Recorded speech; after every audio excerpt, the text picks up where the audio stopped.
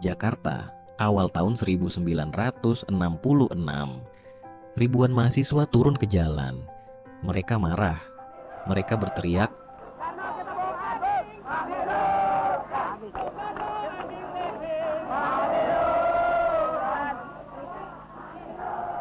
bagaimana cerita sebenarnya?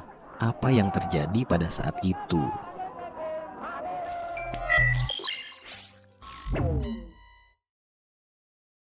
...1966 Jakarta sedang panas. Bukan hanya karena matahari yang membakar aspal jalanan, tapi juga karena kemarahan yang membara di hati para mahasiswa. Kosmas Batubara, seorang mahasiswa Universitas Indonesia, ia menghela napas panjang, matanya menelusuri setiap kalimat dalam berita itu. Sudah berbulan-bulan harga bahan pokok melambung tinggi. Inflasi meroket, rakyat mulai kesulitan mendapatkan beras. Namun, satu hal yang lebih membuat darahnya mendidih adalah bagaimana Soekarno tetap kukuh dengan retorika revolusinya. Ia berbicara tentang berdikari, tentang Nasakom, tentang membangun negara dengan gagah berani. Tapi, di luar sana, rakyat kelaparan. Mahasiswa mulai bertanya-tanya, apakah revolusi ini benar-benar untuk rakyat? Atau hanya untuk segelintir elit politik? 30 September 1965. Suara radio pagi itu menggelegar. Berita mengabarkan bahwa 6 jenderal angkatan darat telah diculik dan dibunuh. Tuduhan langsung diarahkan ke PKI. Keesokan harinya, Jakarta berubah menjadi kota yang dipenuhi ketakutan. Militer mulai bergerak menangkap orang-orang yang diduga terkait PKI. Tapi Soekarno, ia tetap diam. Tidak ada kecaman, tidak ada perintah tegas untuk membubarkan PKI. Mahasiswa tidak bisa terus diam. Mereka harus bergerak.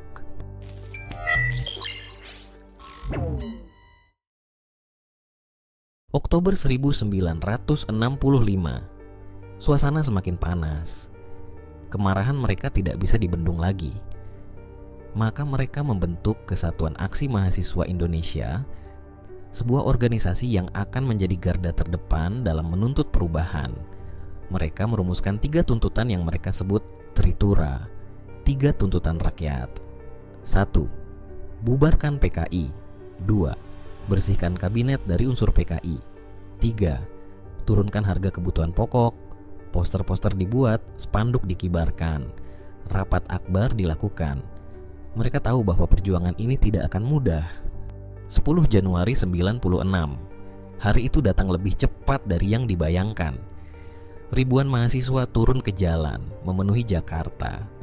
Kosmas berada di barisan depan, tangannya menggenggam megafon. Ia meneriakkan tuntutan mereka, dan ribuan mahasiswa mengikutinya. Turunkan harga, bubarkan PKI, bersihkan kabinet. Mahasiswa di sekitarnya mulai meneriakkan yel-yel itu dengan lantang. Ia tahu ini lebih dari sekadar tuntutan politik. Ini adalah ledakan kemarahan yang selama ini tertahan. Ketika masa tiba di depan Istana Merdeka, tentara sudah berjaga. Wajah mereka dingin, senjata mereka siaga. Tapi mahasiswa tak mundur. Mereka berdiri tegak menuntut jawaban. Namun, Soekarno tetap tak bergeming. Hari itu, demonstrasi berakhir tanpa hasil. Tapi ini baru permulaan. Mereka tidak akan berhenti. Februari 1966 menjadi bulan-bulan yang penuh ketegangan. Demonstrasi semakin besar, jumlahnya bukan lagi ribuan, tetapi puluhan ribu. Mahasiswa, buruh, bahkan rakyat kecil ikut turun ke jalan. Mereka meneriakkan tuntutan yang semakin keras, semakin tajam. Demonstrasi berlanjut, setiap hari mahasiswa semakin banyak turun ke jalan. Hingga akhirnya, pada 24 Februari 1966, segalanya berubah menjadi tragedi. Hari itu, mahasiswa bergerak menuju DPR. Mereka ingin menyuarakan kembali Tritura. Tapi kali ini, aparat tidak tinggal diam. Ketika mahasiswa mencoba mendekati gedung, terdengar suara yang menggetarkan udara. Sebuah peluru menembus kerumunan. Seorang mahasiswa roboh. Tubuhnya tergeletak di jalanan, Darah mengalir membasahi aspal.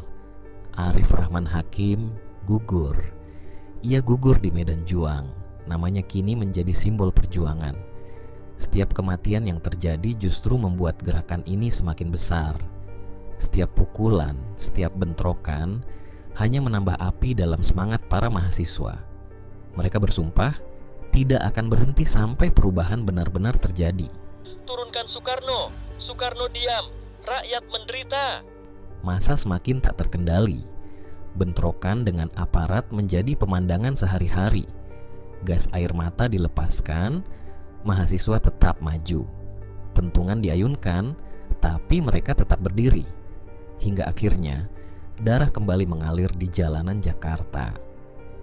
Sekelompok mahasiswa yang tergabung dalam Kesatuan Aksi Mahasiswa Indonesia bergerak menuju gedung DPR. Mereka ingin bertemu dengan para pejabat, menuntut kejelasan tentang masa depan negeri ini. Namun, yang mereka temui bukan jawaban, melainkan peluru.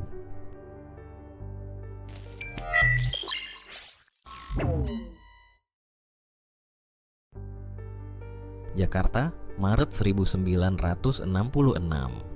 Jalanan masih bergema dengan suara demonstran.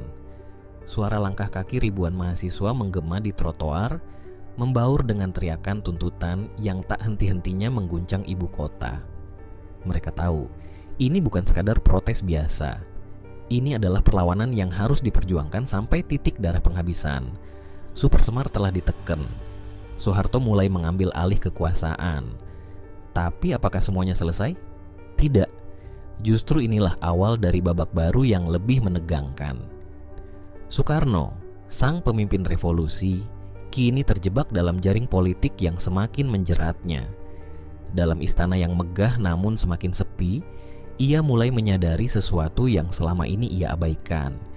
Rakyatnya tidak lagi melihatnya sebagai bapak bangsa, tetapi sebagai simbol dari era yang harus diakhiri. Di luar istana, mahasiswa semakin garang. Mereka tak puas hanya dengan sekadar pembubaran PKI atau stabilisasi ekonomi. Mereka menginginkan perubahan total. Mereka ingin rezim lama benar-benar tumbang. Dan mereka tahu, Soekarno adalah kunci dari semua itu. Di dalam Istana Merdeka, Soekarno duduk termenung. Surat perintah 11 Maret telah ia tanda tangani, dan sejak saat itu, kekuasaannya perlahan-lahan dikikis habis. Para menterinya satu persatu mulai beralih kesetiaan. Soeharto semakin kuat, semakin berani. Ia melihat ke jendela. Tidak ada lagi rakyat yang menyambutnya dengan sorak-sorai. Tidak ada lagi lautan manusia yang mengeluh-elukannya seperti di masa-masa kejayaan dulu. Yang tersisa hanyalah suara demonstran yang menuntut kepergiannya. Soekarno mencoba bertahan. Ia masih berusaha berpidato, masih ingin menjelaskan bahwa ia tidak bersalah, bahwa ia masih ingin memimpin negeri ini. Tapi setiap kali ia berbicara, suaranya semakin tak didengar. Rakyat telah memilih diam. Mahasiswa tetap turun ke jalan, dan Soeharto semakin menancapkan kuku kekuasaannya.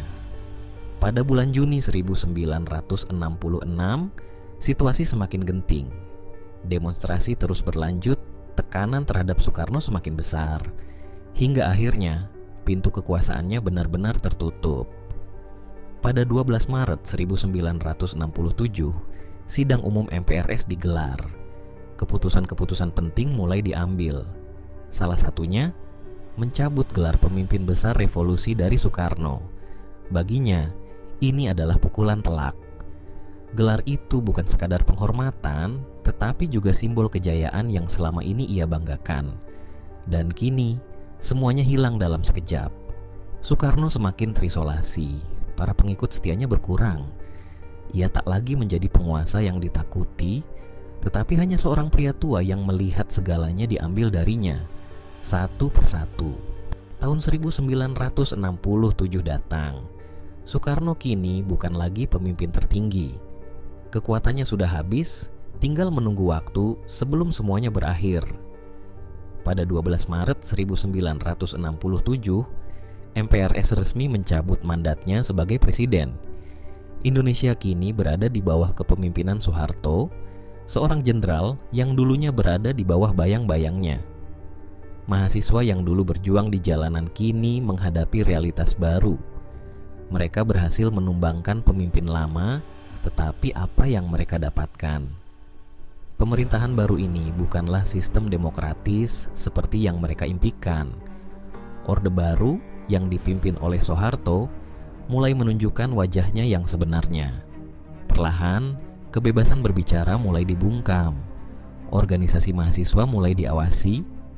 Orang-orang yang dulu berteriak di jalan kini harus berpikir 2 kali sebelum membuka mulut.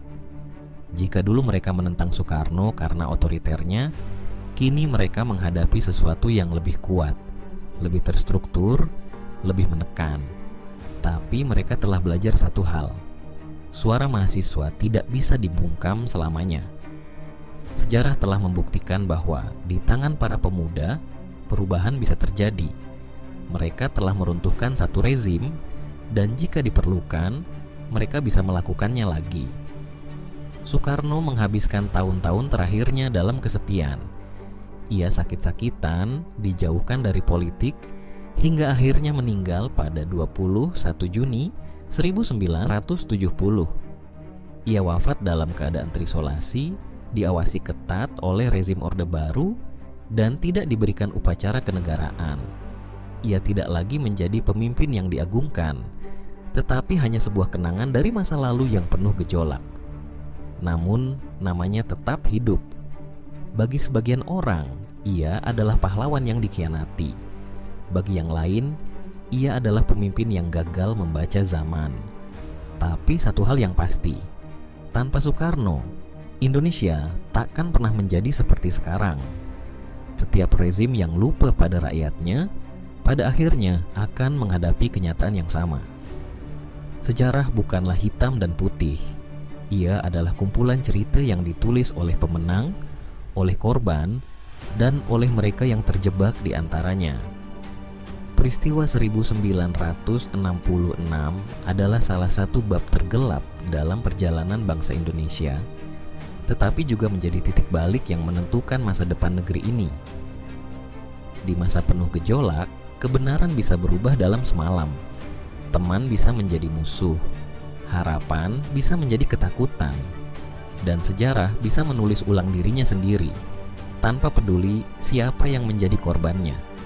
Sejarah ada bukan untuk dibaca dengan penuh kemarahan, tetapi untuk direnungkan dengan kebijaksanaan. Kita tidak bisa mengubah apa yang telah terjadi, tetapi kita bisa belajar agar itu tak terjadi lagi. Karena pada akhirnya, sejarah bukan hanya milik mereka yang menulisnya, tetapi juga milik kita yang memilih untuk memahaminya.